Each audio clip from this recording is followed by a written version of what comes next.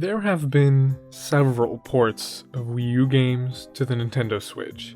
It has become so numerous that one can assume the porting of Wii U games was quite a vital business strategy of Nintendo to bolster the release schedule with products from an era of financial loss and industry mockery. The recouped remuneration on these titles that previously had such a limited universe of potential buyers is not something I'm here to criticize for its irrationality or even villainy. If I had to, I'd rather argue that it is only right or just that the hard work manifest in these titles have a chance to delight the absurd amount of consumers who would never pick up a gamepad. However, I belong among the bridge dwellers. I have not only purchased these games before, but played them ravenously. Any game of even middling quality back then became a show-stopping, celebratory inhalation of all of its contents. I was what you'd call a Wii U fan.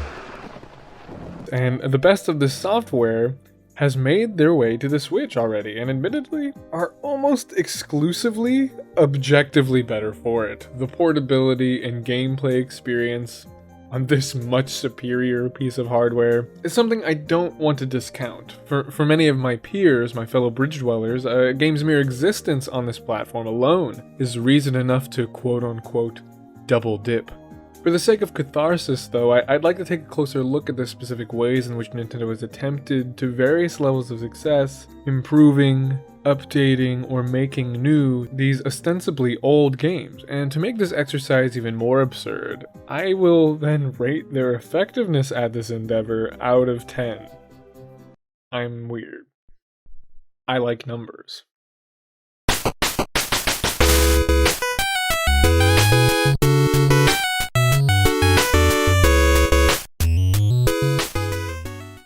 I'd like to keep things consistent and look back at the Wii U Nintendo-published titles that received a similarly Nintendo-published port on Switch. To clarify why I'm so specific with my criteria, Wonderful 101 being ported to new consoles by Platinum Games would not exactly involve Nintendo's specific decision-making and strategy or be a part of their first-party lineup at investor calls. Also, I picked games that are almost exclusively available on these two platforms, and outside of a few wildly divergent 3DS ports, this holds true. So titles like the first Bayonetta, that were published by Nintendo for both Wii U and Switch, are also available elsewhere. Nintendo treats every Wii U port in a vacuum, standardizing nothing about how they reintroduced these games to the market. If I'm to assert anything in this video with confidence, is that the expectations for an increase in quality, whether it be concerning performance or content or both, I don't think should be treated as completely unfair, especially based on the time between each release, as well as considering the pricing reflects that of a brand new game. If you've never played these games before, they are often excellent, and you also do not feel or notice the sting that many of Nintendo's decisions deliver to our frail bodies. No better place to start than the very first Switch game, The Legend of Zelda: Breath of the Wild. Technically a port of a Wii U game, this game's lengthy development began, prior to the Wii U's launch in 2012. After systematically removing any advertised Wii U and gamepad exclusive features, the two games became starkly similar, even down to the release date. The Switch version boosts the resolution from 720 to 900p, and has a more consistent, but still consistently inconsistent, frame rate of 30 FPS. Outside of performance, the games are almost identical, which makes this a harder one to grade. Due to the release dates being simultaneous, there would be no expectation someone would double dip or desire more content. It's arguable this game, somewhere down the line, became a Wii U port of a Switch game, which is hard to wrap my head around. Okay, I guess I'll give it a score of not applicable out of 10. Okay, I was mistaken last time. That was the worst place to start, clearly, because Mario Kart 8 is the best place to start. It was almost 3 full years that separated it from the Wii U original. This re-release was the safest of safe bets, and still, there was a decent amount of addition. Including the original 2 DLC packs was the most obvious addition they could have done, but on top of that, they added back a competent battle mode, along with the mechanical change in 2-item inventory for each racer, and the extra purple boost. While not being quite like the double dash mechanic, it freshened up small strategic uses of items. Battle mode still had its drawbacks, but I'd say overall this was deserving of the Deluxe moniker. it was quite a substantial addition.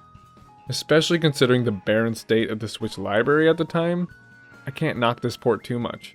Also, it took an already beautiful game, running at 720p and 60fps on the Wii U, to a crisp 1080 60fps on the Switch. Unless you play with 3 or more players still. Oof. Next up is the oft-forgotten Pokken Tournament DX, finding its way on Switch September 22nd of 2017. To remind everybody, the original Pokken Tournament came out on March 18th of 2016. We're only a year and a half out from the first game, and they are bringing it back at a full retail price. To be fair, fighting games are often ported and reported to keep the price up, and Pokken Tournament DX is no different, especially considering it was an arcade title first and foremost. The only new additions of any consequence is the 5 new playable characters and the 2 exclusive DLC packs for the Switch edition. There are some new online options, but I think it's safe to say this game was always low on content, with very little substantial single-player modes that were more than just monotonous tourney fights against bad AI. But for there to only be roster updates, it was a bit upsetting that I couldn't at least buy the new characters through DLC on my little more than a year-old Wii U copy. Instead, if I want to play as Decidui, I have to fork over another $60. I know, it's a fighting game, so it's not especially unique to Nintendo, but nevertheless, it's always been one of the weaker Wii U ports to Switch in my book. The original Wii U version had ample opportunities to improve upon, namely performance. The original was an awkward 960 by 720 and many places looked downright amateur. The Switch version managed to normalize the resolution to a regular 1280 by 720, and also more consistently hits its 60fps goal, but local multiplayer for this fighting game still halves that FPS to 30 anyway, which with the aforementioned paltry single player offerings, why would you not want to play this game with other people? February 17th, 2018 brought the next Wii U port to the system, Bayonetta 2. This port is mostly one-to-one, but the Switch version irons out many performance issues of the Wii U locked original. Resolution stays at 720, but the frame rate sits between 50 to 60 rather than a more volatile Wii U performance that often dropped to 40. It is such a minor addition for a double dip, but portable performance is exceptionally stable, and for big Bayonetta fans, small improvements in frame rate can make a world of difference. Hyrule Warriors Definitive Edition came soon after and is an interesting port. The game collects the many disparate, confusing DLC add-ons and major features of both the Wii U and 3DS versions of the game. The state of Hyrule Warriors prior to this game was a confusing cluster of competing content. You had to buy and play both versions and a ton of DLC to get to experience all the content. This simplicity alone gives the Switch port some merit, but technically, it isn't new content. Not to say there is no new content, but for the most part, this is content only the most devoted fans will likely notice or complete. The most disappointing thing about Hyrule Warriors Definitive Edition is the lack of graphical options.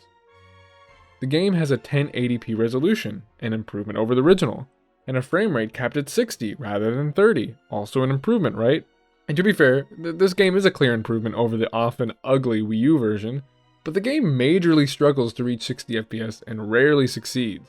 It seems that keeping the frame rate capped at 30 would lead to a steadier experience, because even the Wii U struggled to hit that benchmark, but no such option exists. It is something that could easily be patched in, like in Fire Emblem Warriors, and the recent Hyrule Warriors Age of Calamity uses a capped 30 frame rate as well. All this considered, I can't get beyond excited, even though I will acknowledge there's a ton of content here. Oh, Donkey Kong Country Tropical Freeze. Washing shore on the Wii U back on February 21st, 2014. The 4 years that separated both titles was mired in constant speculation on what Retro Studios' new project would be following their critically acclaimed platformer. No one would have guessed it would have just been Donkey Kong Country Tropical Freeze again, this time with Funky Mode. This new mode was the only new content brought to the table with this port. This was disappointing to say the least, and partly why it's become such a hilarious meme. Because not only is it just a new difficulty mode, but it makes the game way easier. This adds very little to dedicated fans of the original that would be excited if perhaps a more balanced character joined the roster rather than the godlike Funky Kong. Performance was always kind of perfect on Wii U, but the Switch boasts not only a 1080p resolution, but does fix one of the game's biggest flaws, its horrendous load times. These two reasons alone convinced me to double dip, considering how much I loved the first one. Even when staring down that $60 price tag when the original launched at a retail price of $50. Really, if you have access to Wii U, the original might be the better option, because it's a $20 Nintendo Select. When the Switch port was new, Nintendo did briefly remove the game from the Wii U eShop, making it impossible not to buy this game secondhand on Wii U. After fans complained, they quickly righted this mistake, and now you can just as easily buy the game there today. Oh. Wait. Am I seeing this right? Nintendo Life, you're gonna need another update. Okay, man. There's a lot of ickiness surrounding this one that the funky meme can't cover up for. I think Nintendo just lost a point for me. 2018's fourth Wii U port, geez, was Captain Toad's Treasure Tracker, releasing on July 13th. Man, 4 Wii U ports in the first half of the year is wild. Anyway, Captain Toad is an odd case because it was simultaneously ported to 3DS and Switch for the same price as the original, $40. On Switch, Toad gets co-op, new Odyssey levels, Labo VR compatibility to rework gamepad-centric levels back into the game, and additional DLC support kind of out of nowhere. This is pretty substantial, which is refreshing considering how this video has gone so far. This game was shuffled into the back of the Wii U's 2014 holiday season, releasing after Smash in December. However, even with the influx of new content and features, as well as an improved resolution from 720 to 1080, I think I'd make an argument the game just plays better on Wii U or 3DS even. Second touchscreen functionality is so much more intuitive than the piss-poor gyro pointer solution on Switch. It sounds small, but when you realize interactable elements appear on a majority of the stages in this game, this solution gets old fast. It isn't enough to completely sour me on the port, but I can't see myself playing this version over my Wii U copy, which is honestly saying a lot for a 4-year-old game. I would hope at the very least that these Switch ports would become the definitive place to play these games, which is the case for many of the ports I've problems with before. And because of this, I can't help but be harsher than maybe what the little guy deserves in his first big adventure. Now for the oldest game on the list, the rebirth of the Wii U launch title, New Super Mario Bros. U Deluxe. You know, this game was never my favorite, so it would take a lot to convince me to come back to it on Switch, and a lot they did not do. We got 1080p in the Toadette, Nabbit, and the Crown power-up. Yeah. Yikes, that's almost like no new value to a game where gamepad exclusive content was removed. But wait, you say the game includes not just the first game, but also its arguably better DLC, New Super Luigi U. Well, that goes for Wii U too. My experience was being able to buy that combo pack back in 2015 on Wii U, and even before that, all the way back in October of 2013, Nintendo sold a Wii U bundle with this exact combo pack, 6 entire years prior to this deluxe edition. I just can't see what's deluxe about this one, I'm sorry. Tokyo Mirage Sessions Sharp FE released on June 24th, 2016 for the Wii U. This is saddeningly close to the Wii U's final days. I mean, we're just months out of the reveal of the Switch. I really enjoyed this game when it came out, way more than I expected. So seeing this game return to Switch made me happy, because I know it didn't sell well, but it made me happy for everyone else, not quite myself.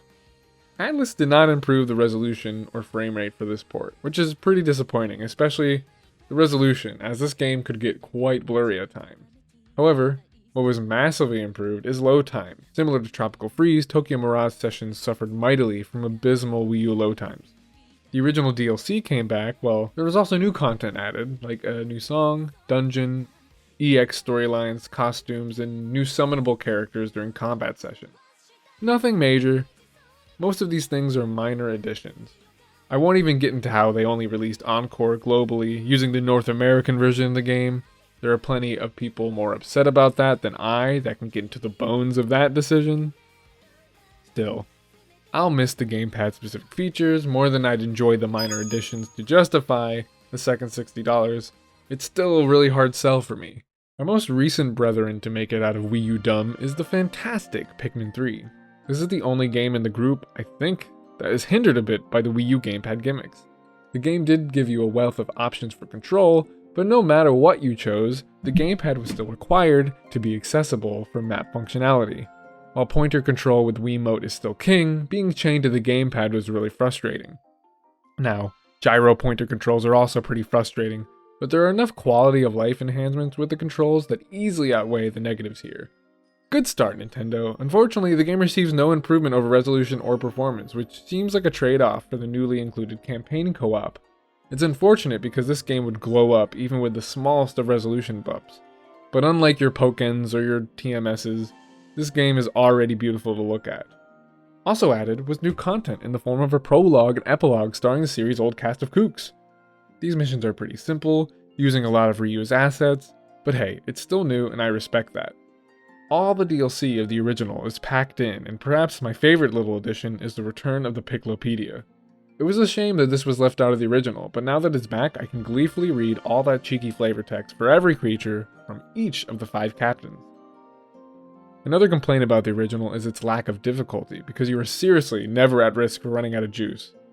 An increased difficulty option has been added, and my god, finally, one of these games does this for its veterans fans.